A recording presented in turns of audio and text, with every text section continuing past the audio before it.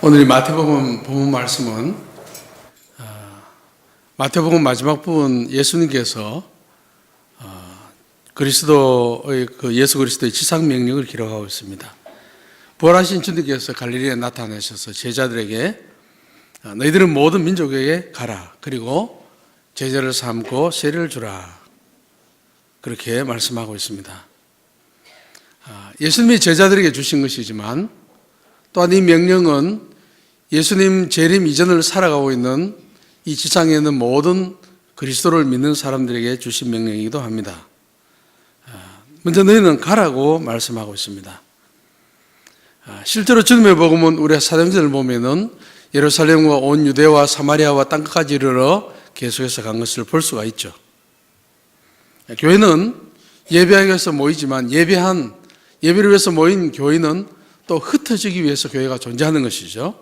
어떻게 보면 오늘날 너무 많은 교인들을 가지고 있는 그 메가교회, 메가철치는 어떻게 보면 조금 성경하고 좀 동떨어진 모습도 있지 않나 싶습니다.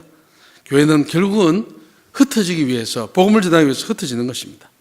또 모든 민족을 제자로 삼으라고 말씀하고 있습니다. 우리가 복음을 전할 때 복음은 어떤 특정 지역이나 집단이나 민족만을 위한 것이 아니고 세계 모든 민족, 족속을 위한 것이기도 합니다.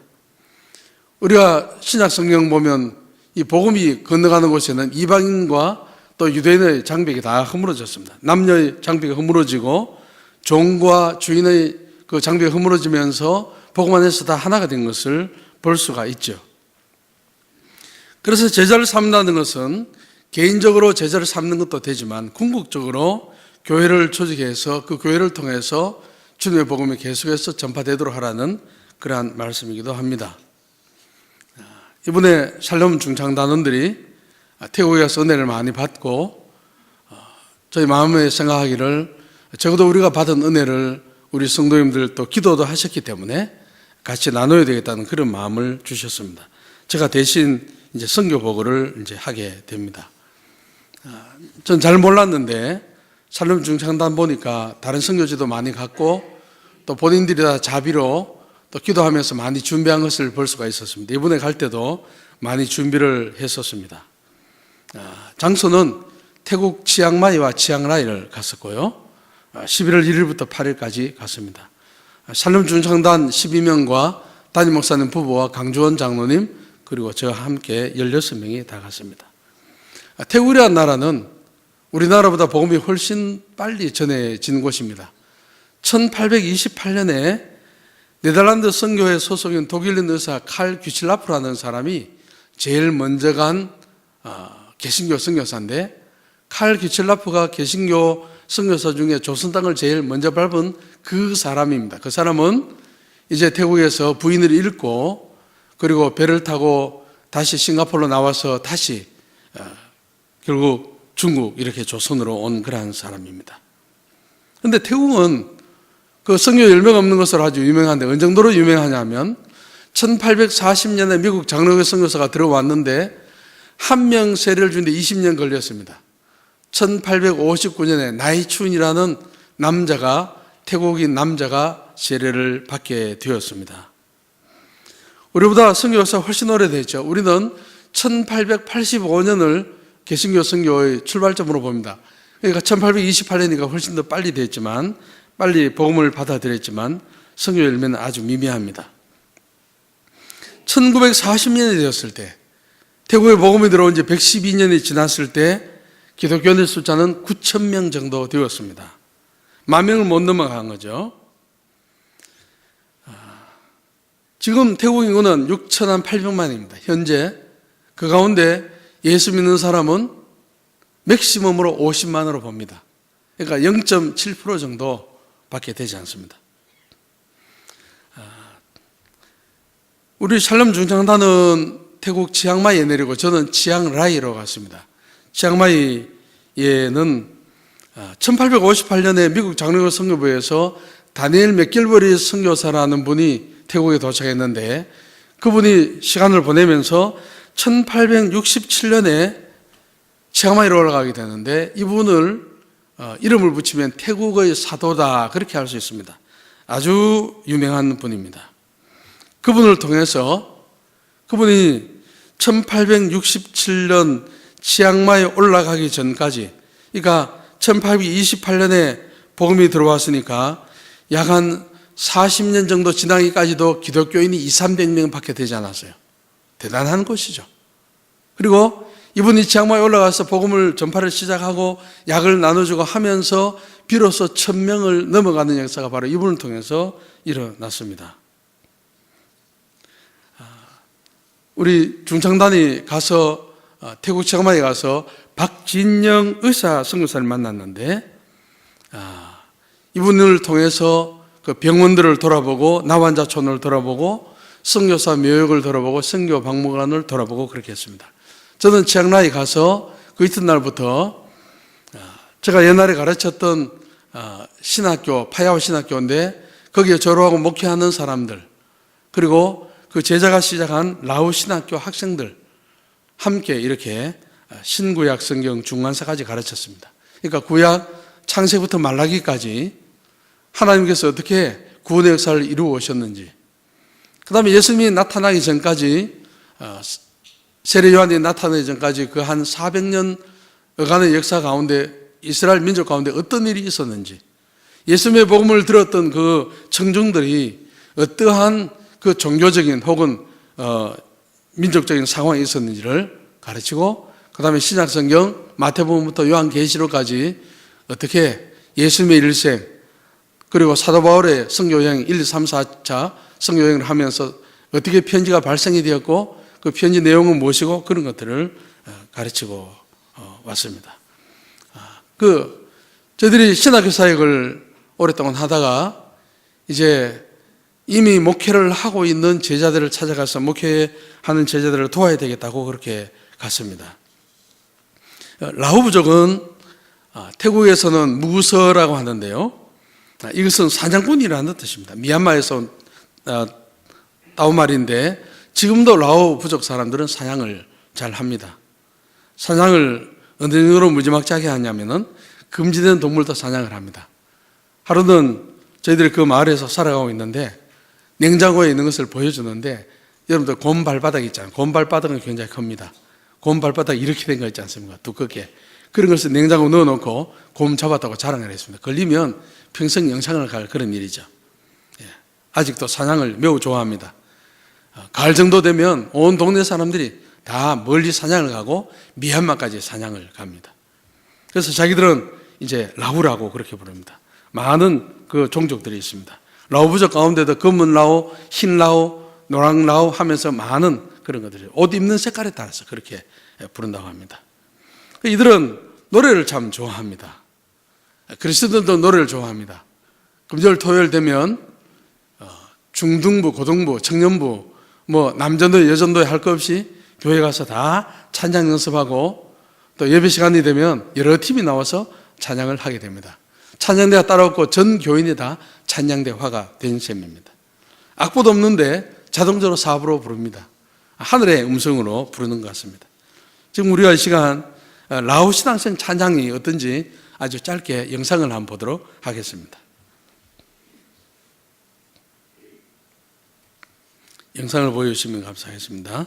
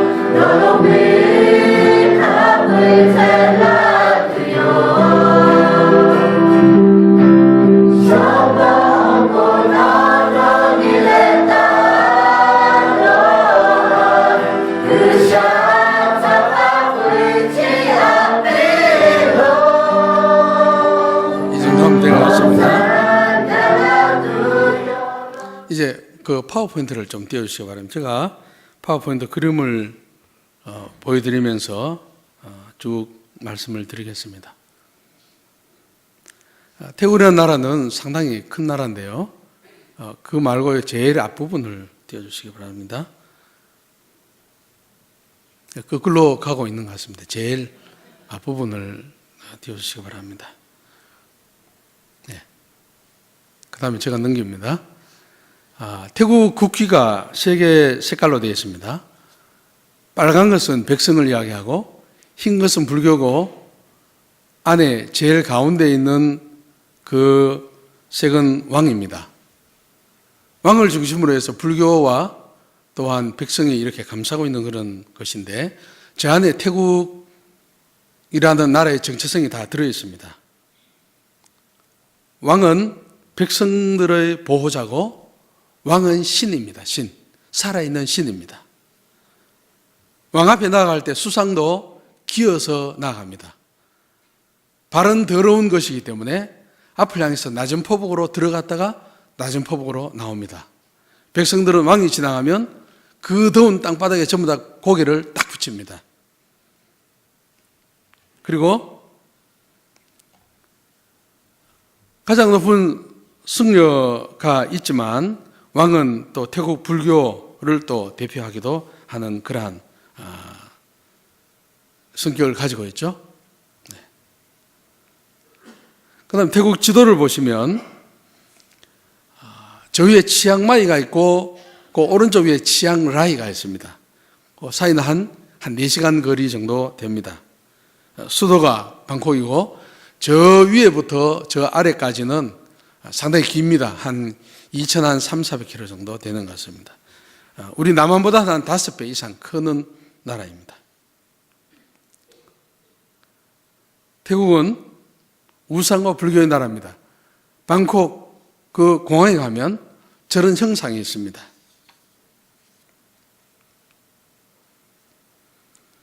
그 다음에 샬롬 중창단하고 담임 목사님 부부 모습이고 또 샬롬 중창단 모습입니다. 치앙마이 갔을 때 우리 팀은 박진영 의사 선교사님을 만났습니다. 치앙마이 메코민 병원에서 저분은 사역을 하는데 포항 설린병원의 의사 선생님으로 있을 때 아마 이건호 장로님을 만나신 것 같아요. 그래서 이건호 장로님과 아는 사이라고 합니다. 이분은 원래 방글라데시에서 사역하고 있다가 지금은 태국으로 와서 사역을 하고 있습니다. 그 의사 선생님이 여러 곳을 이렇게 인도를 해 주셨습니다. 그리고 거기는 선교 박물관도 있었고 또 외국인 선교사 묘역도 있었습니다. 저는 치앙라이에 있었기 때문에 우리 팀이 전해준 자료를 가지고 이렇게 말씀드리는 것입니다. 전 세계 라오 부족 그 상황을 보면 중국이 한 65만이 있고요. 미얀마에 한 35만, 태국이 한 12만, 그리고 라오스, 베트남, 미국 3,000명 뭐냐면 그 난민으로 간 그 사람들이 한 3,000명 됩니다. 그 중에 예수 믿는 사람이 2,000명 되고요. 세계 라오 부족 인구 다 합하면 한 110만 정도가 됩니다. 그 가운데 그리스도인 한 7만 정도, 약 한 6%가 예수를 믿고 있습니다. 저희들이 신학교 사역을 하다가 이미 신학을 공부하고 목회하는 사람들 목회를 돕기 위해서 갔는데, 그 라오 마을에 이사를 가서 주로 한 일은 금토일 집회를 인도하는 그러한 일을 했습니다. 그 다음에 하나님께서 또 이 국경을 허물고 중국과 미얀마와 태국과 이 동남아에 있는 모든 라오 부족을 하나로 뭉쳐서 국경을 허물고 종족 중심의 선교를 하기 위해서 제자들과 함께 중국, 미얀마를 이제 가면서 특별히 앞으로 주의 종으로 헌신할 그런 사람들을, 이렇게 새로운 사람들을 리크루트하기 위해서 갔었습니다. 중국에 갔을 때 잊지를 못합니다. 중국 갔을 때 첩첩산중에 있는데 어느 집에, 예수 믿는 사람 집에 묵게 되었습니다. 그 사람 전직은 뭐냐 하면은 마을의 제사장이었습니다. 점쟁이죠. 각 마을마다 제사장이 있습니다.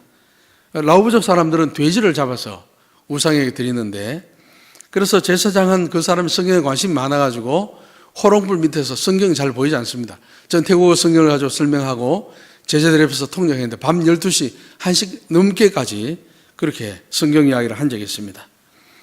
그 사람이 어떻게 이 점쟁이 마을의 제사장 구실을 했는지 물어보니까 자기가 기분 나쁘면 돼지를 다 잡으라 해서 기분 나쁘면 마을에 있는 돼지를 다 잡게 한답니다. 그런 식으로 자기가 했다고 이야기를 했습니다. 영혼들이 얼마나 순수하고 갈급해야 하는지 알 수가 없었습니다. 하나님의 말씀 하나를 더 듣기 위해서 글도 모르는 사람들이 그렇게 영적으로 열심히 내는 것을 보았습니다. 저게 저희 제자가 시작한 라오 신학교 전경이대에 커서 다 들어오지는 않습니다. 그 라오 부족 마을에는 청년들이 많이 있는데 마약하고 술 먹고 또 담배하고 또 노름하고 또 문맹으로 가치없는 인생을 살고 있는데, 이들을 불러서 교육을 시키고 또 예수를 믿게 만들고 예수를 군사로 세워서 복음의 사역자로 세우는 그런 일들을 하게 되는데, 그 일들은 누가 했냐면 바로 아잔 끼티차이라는 이 부부가 했습니다. 제가 파야오 신학교 가르칠 때 조교했던 사람이 바로 아잔 끼티차이, 바로 저 남자분인데 한국 사람하고 똑같이 생겼죠. 저분은 도시교회 목사로 갈 수 있지만 자기 종족 복음화를 위해서 무보수로 자기 종족을 섬기는 그런 사람이었습니다. 영어도 잘하는데 라오 전체 그 노회 청년의 대표가 되어서 많은 나라를 가기도 했습니다. 그래서 그 가족들을 보면 남자 아이 둘이가 있습니다. 큰 아이 이름이 여호수아입니다. 여호수아인데 저 아이 꿈이 뭐냐면 비행기 조종사 되는 것입니다. 그래서 그 영어로 하는 국제학교 대학에 가서 또 시간 날 때마다 비행사 조종 훈련도 받고 있습니다. 부족 사람 가운데 자녀들을 저 정도로 이렇게 진출시키는 경우가 거의 없는데 참 감사한 일이죠. 네.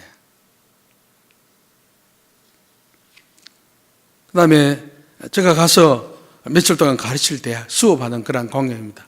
시멘트로 된 바닥에 의자 하나 있고 또 책상도 없습니다. 그런 곳에서 학생들이 공부하는 모습을 볼 수가 있습니다. 저는 태국어를 하고 또 옆에 제자는 라오어로 그렇게 통역을 하고 컴퓨터를 가져가서 특별히 신약을 가르칠 때 그 사도 바울의 그 전도 여행을 가르쳤기 때문에 저렇게 했습니다. 참석한 사람들 함께 사진 찍었는데 라오 신학교 학생들, 그리고 저로부터 배운 그 파야오 신학교 졸업한 사람들, 대부분 교수 요원이고요.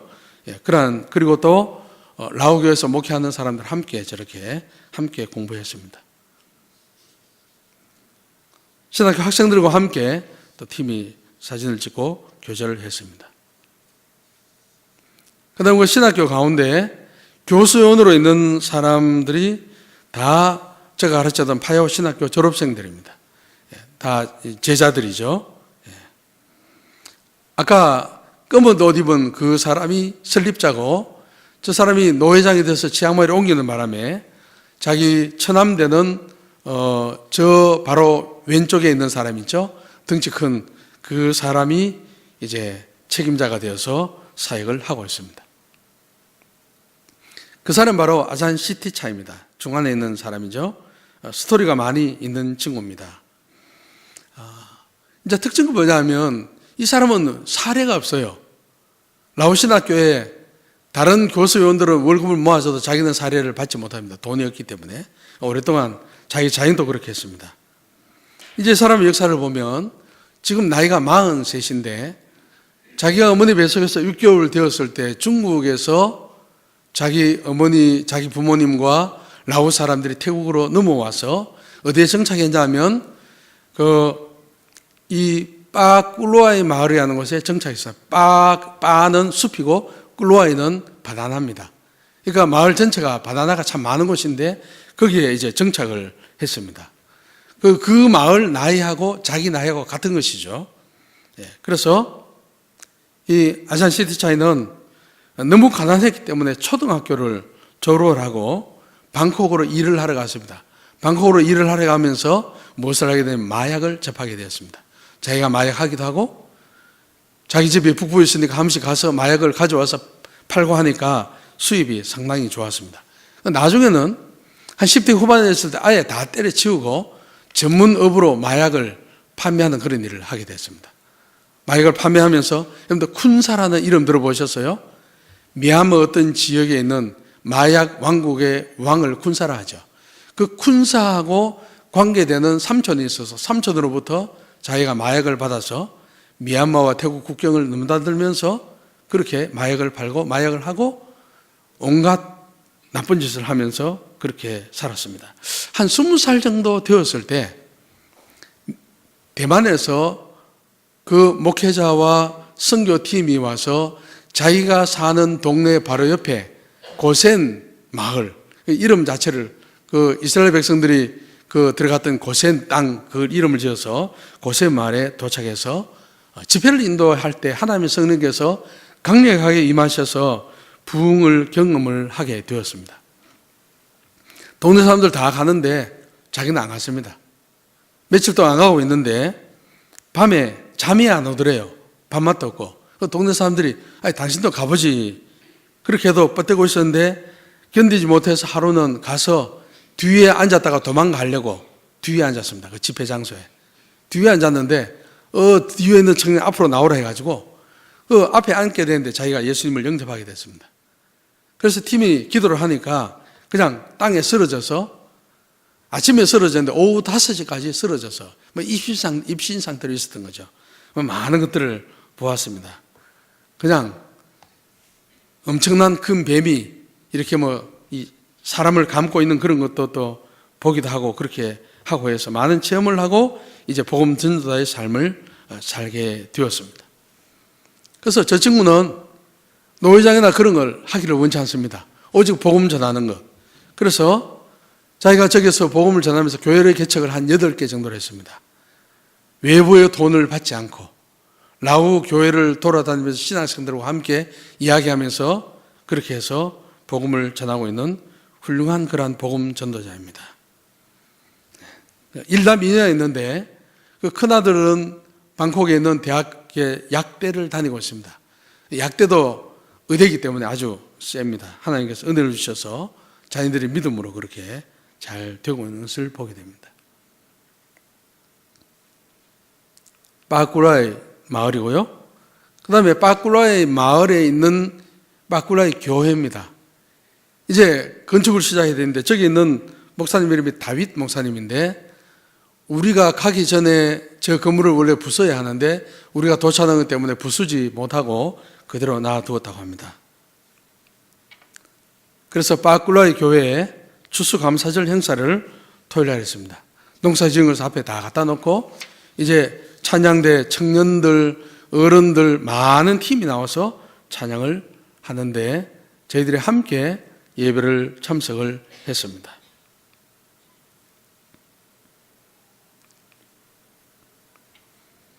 샬롬 찬양대가 중창단이 이렇게 같이 찬양도 하고 여러 가지로 공연을 하면서 좋은 시간을 가졌습니다. 어디서 본 적 있는 라오부족 아줌마입니다. 라오부족 옷을 우리 권사님이 입었습니다.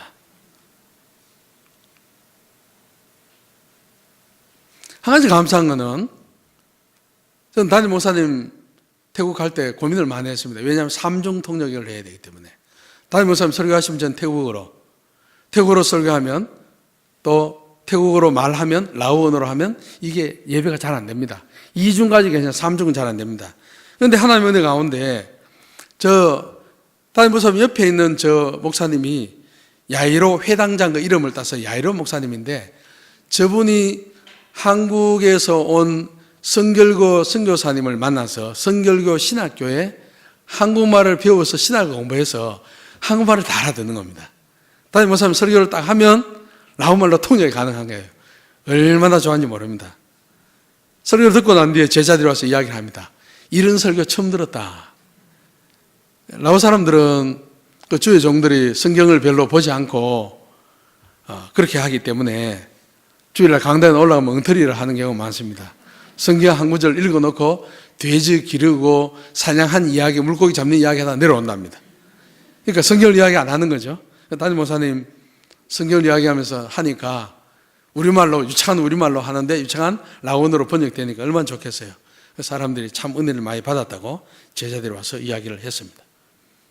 그 다음에 주일이 되었을 때 저는 저 빠꾸라이 교회에서 설교를 하고 담임 목사님 바로 이 교회에 갔습니다. 저 교회가 바로 이제 고센교회 혹은 가행이라고 하기도 합니다. 그 교회에 했는데 그 교회에서 그 야이로 목사님이 같이 따라가서 담임 목사님 설교하고 저는 태국말로 빠꾸라이 교회에서 설교했습니다. 가행교회는 상당히 큰 교회고 중심된 교회입니다. 모든 태국에 있는 그 라오부족 교회 중에 가장 중심적인 교회이기 때문에 모 교회라고 할 수 있죠. 빠꾸라이 교회하고 똑같은 해에 생긴 겁니다. 똑같은 마을이 43년 전에 생긴 것이죠. 많은 그 빠꾸라이 마을하고 가행 마을은 100% 기독교인입니다. 주일이 되면 동네에 들어가는 차길 못 다니도록 쇠 문을 가지고 막아버립니다. 막아버리고 이제 모든 사람이 다 예배를 참석을 합니다.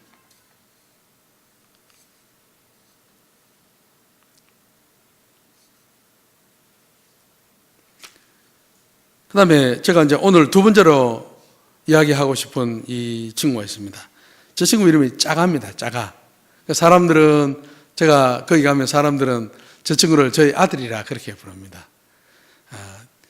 사도 바울에게 디모데가 있었던 것처럼 저에게는 영적인 아들인 짜가가 있다고 할 수 있는데요.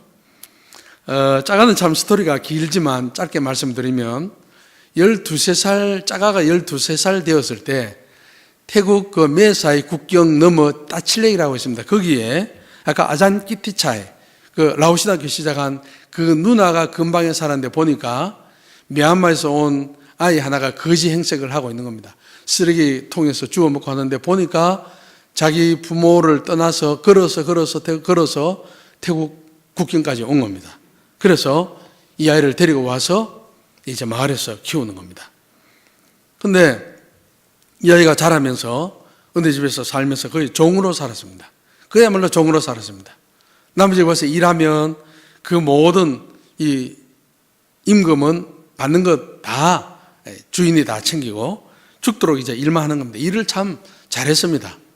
일을 아주 야무락지게 하기 때문에 저희들이 저 마을에 이사 갔을 때 저희들이 사는 집에 담이 없어서 대나무를 잘라서 대나무를 쪼개어서 담을 만드는 그런 일을 시켰는데 일을 매우 잘했습니다.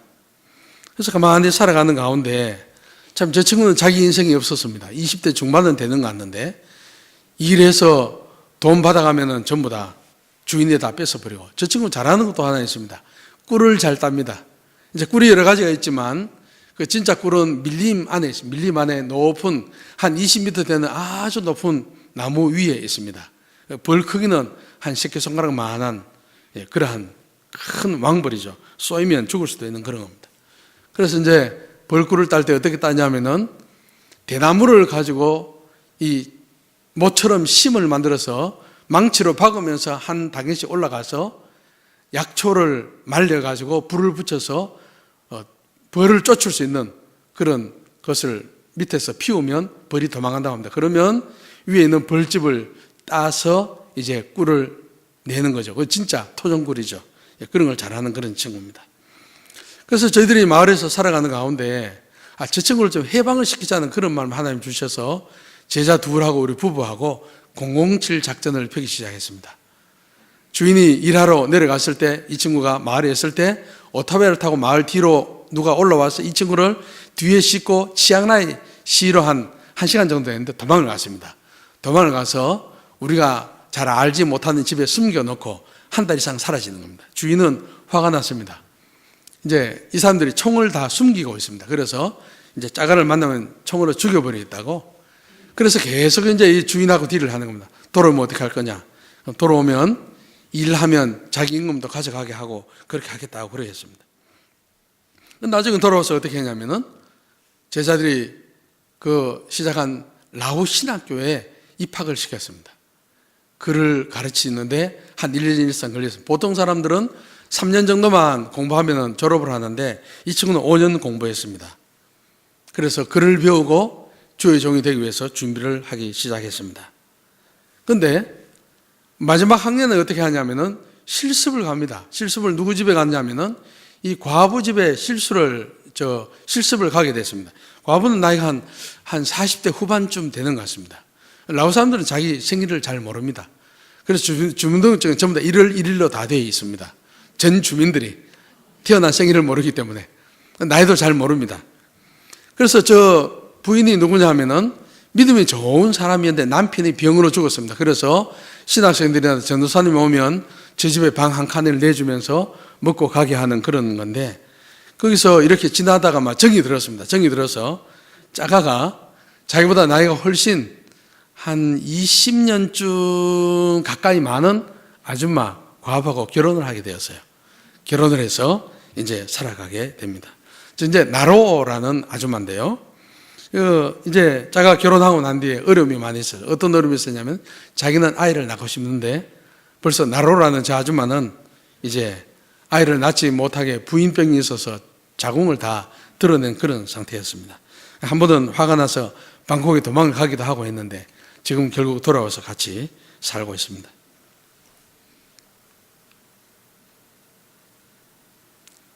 이제 자가 부부와 함께 했는데 우리 팀 일행 중에 한 명이 그러면 찬양 한번 해달라 했습니다. 그래서 저 부인의 찬양을 얼마나 잘 부르는지 모릅니다.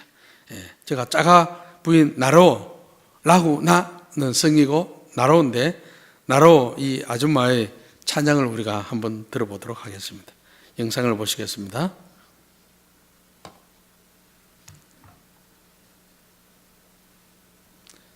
영상 파일은 따로 있습니다.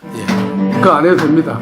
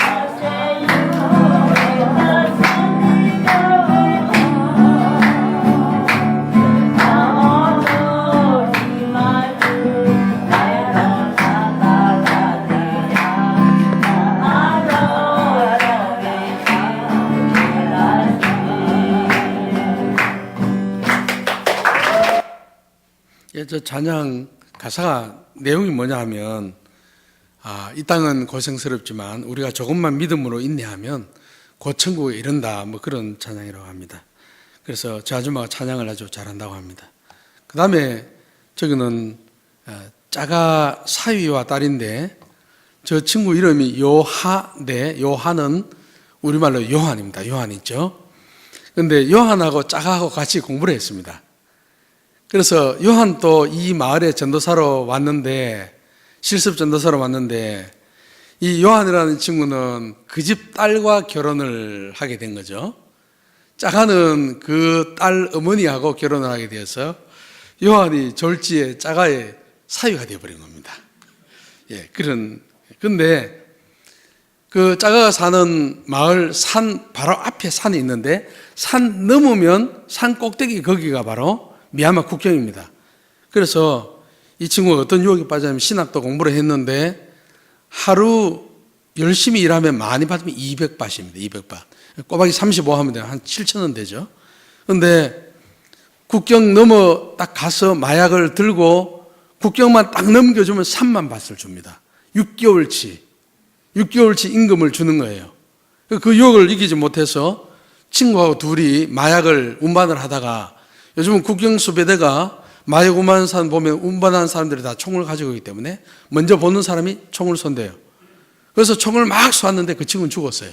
이 친구는 구사일생으로 돌아와서 나는 절대로 마약 안 판다고 해놓고는 또 마약을 팔기 시작했어요. 그래서 이번에 제가 방문했을 때 아잔 끼티차이 시티차이 가서 저 친구를 만나서 너 다음부터 마약 절대로 팔지 말라고 철저히 그렇게 이야기를 해놓고 왔다고 합니다. 그래서 짜가 부부 그 식구들과 함께 우리 팀이 사진을 찍었습니다. 저건 뭐냐면 라오신학교 들어가는 왼쪽에 벽면인데, 저게 이제 건물을 받치고 있습니다. 저게 무너지면 안 되는데, 저게 이제 무너져서 제가 이제 물었습니다. 저걸 공사를 하려면 얼마나 필요하냐. 태국 돈으로 야물게 하려면 한 20만 바 정도 필요하다 하더라고요. 20만 바시면 700만 원 정도 됩니다. 그래서 저 친구들은 저한테 돈을 먼저 이야기 안 합니다. 저 들어갈 때 많은 사람들이 이야기하기를 손목사, 손성교사 부부를 저들이 오라고 하는 이유는 손성교사 부부를 한국교회 돈을 끌어당기기 위해서 그렇다는 이야기를 하길래 제자들 부부를 불러놓고 너희들이 왜 우리를 그리로 오라 하느냐. 절대로 돈이 아닙니다. 당신이 하나님의 말씀을 제대로 가르쳐 주기를 원합니다 하고 그랬습니다. 그래서 그때부터 제가 필요에 의해서 도우기도 합니다. 그들이 사례 없이 생활할 때 사례를 좀 도우기도 하고 그랬습니다. 이번에 가서는 신학교 입구에 저게 무너지면 다른 건물도 주로 밀려서 무너지기 때문에 저걸 다 뜯어내고 계단식으로 다시 공사를 해야 되는데요. 그래서 한 700만 원 정도 우리 돈이 필요하다고 합니다. 예, 하나님께서 감동하시는 사람은 저한테 연락 주셔도 되겠습니다. 자, 지금 이제 마지막으로 태국을 위해서 저희들이 잠시 기도하는 시간을 가지겠는데, 세계 최장인 70년 재위 기록을 가진 푸미폰 아둔야데 태국 국왕이 10월 13일 날 서거했습니다. 신적인 존재였는데 태국 국민들이 실제로 엉엉 웁니다. 많은 사람들이 웁니다. 자발적으로 너무나 존경하기 때문에요. 그래서 그들의 마음은 막 묻어져 내리는 겁니다. 그래서 태국인들의 가난 심령에 이러한 교회를 통해서 예수 그리스도의 복음이 전해지도록, 그리고 또 하나는 이제 왕아들이 왕을 이어받게 되는데 선교사들이 비자나 기독교에 대한 정책이 어떻게 될지 알 수가 없습니다. 옛날에 제가 선교사를 있을 때 들린 소문에 의하면 아마 이번 왕이 서거하면은 아들은 기독교를 지극히 핍박할 수도 있다, 그런 이야기를 들은 적이 있습니다. 그래서 우리는 그걸 위해서 기도할 필요가 있습니다. 그 다음 두 번째는 빠꾸라의 교회 건축이 순조롭게 진행되도록 기도하게 하면 좋겠습니다. 10년 동안 준비했습니다. 10년 동안 준비해서 200만 밭 조금 넘는 것을 모았습니다. 약 한 8천만 원 정도를 자기들이 10년 동안에 모은 겁니다. 가난한 사람들이.